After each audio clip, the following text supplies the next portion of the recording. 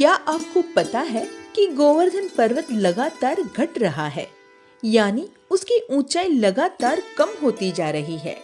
दरअसल पुलत्स्य ऋषि ने गोवर्धन पर्वत को एक श्राप दिया है, जिसके कारण गोवर्धन पर्वत की ऊंचाई प्रतिदिन कम होती जा रही है। जानते हैं इसकी पूरी कथा? हिंदू धर्म के अनुसार हर वर्ष कार्तिक मास के शुक्ल पक्ष की प्रतिपदा को गोवर्धन पूजा का पर्व मनाया जाता है। गोवर्धन पूजा को अन्नकूट के नाम से भी जाना जाता है। इस दिन भगवान श्री कृष्ण की पूजा की जाती है। धार्मिक मान्यताओं के अनुसार भगवान श्री कृष्ण की पूजा अर्चना करने से समस्त दुख और संताप दूर हो जाते हैं।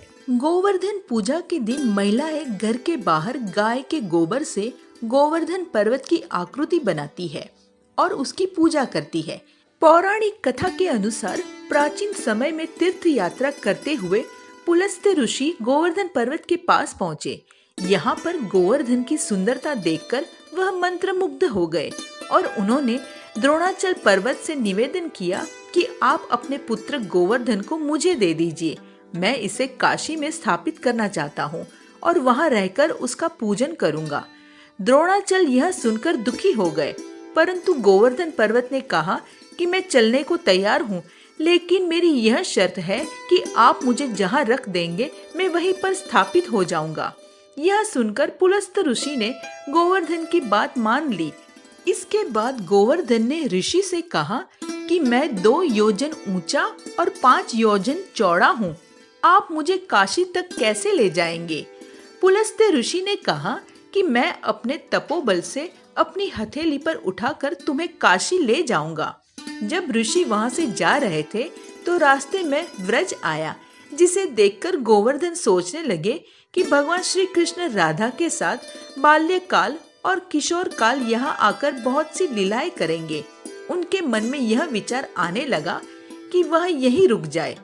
ऐसे में गोवर्धन पुलत्स्य ऋषि के हाथों में और भारी हो गया, जिसकी वजह से ऋषि को विश्राम करने की आवश्यकता महसूस हुई। ऋषि ने गोवर्धन पर्वत को व्रज में ही रख दिया और विश्राम करने लगे। दरअसल ऋषि गोवर्धन की शर्त भूल गए थे। कुछ देर बाद ऋषि पर्वत को वापस उठाने लगे, लेकिन गोवर्धन ने कहा कि ऋषिवर, मैं यहाँ से कहीं नहीं जा सकता। मैंने आपसे वचन लिया था कि आप मुझे जहाँ रख देंगे मैं वहीं स्थापित हो जाऊंगा। यह सुनकर पुलत्स्य उन्हें वहां से ले जाने की हठ करने लगे, लेकिन गोवर्धन वहां से नहीं हिले।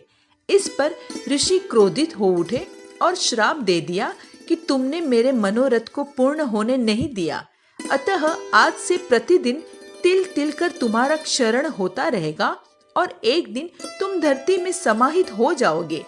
तभी से गोवर्धन पर्वत तिल तिल करके धरती में समाते जा रहा है।